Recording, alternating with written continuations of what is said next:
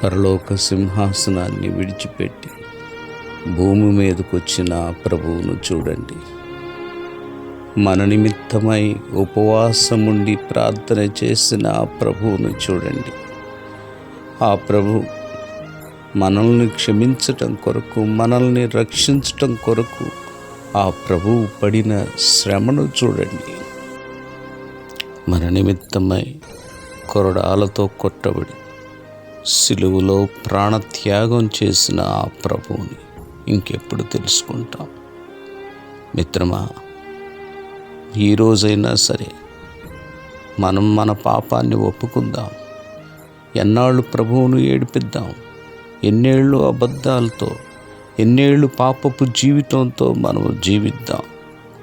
ఈరోజైనా సరే పశ్చాత్తాపడుతూ, దేవా నేను పాపిని, క్షమించు, నా కొరకు నీవు చేసిన త్యాగాన్ని గుర్తు చేసుకొని ప్రభువా నేను కన్నీళ్లు విడుస్తూ ప్రార్థిస్తున్నాను, క్షమించు తండ్రి.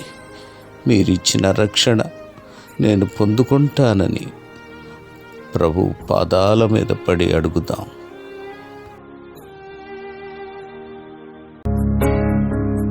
చెల్లుమని కొట్టింది ఒకరు, ఆ మోము పైన మూసింది మరి ఒకరు. ప్రాధేయపడదాం, ఇప్పటికైనా ప్రాధేయపడి అడుగుదాం. చెల్లుమని కొట్టింది ఒకరు, ఆ మోము పైన మూసింది మరి ఒకరు. గేలి చేసినారు, పరిహాసమాడినారు, గేలి చేసినారు, పరిహాసమాడినారు. నోరు మెదుపలేదాయే ప్రేమ, బదులు పలుకలేదాయే ప్రేమ. నోరు మెదుపలేదాయే ప్రేమ,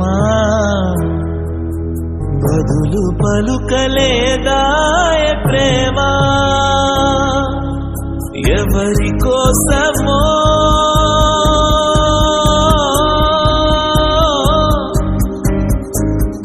ఇది నా కోసమే, ఇది నీ కోసమే, ఇది నా కోసమే, ఇది నీ కోసమే.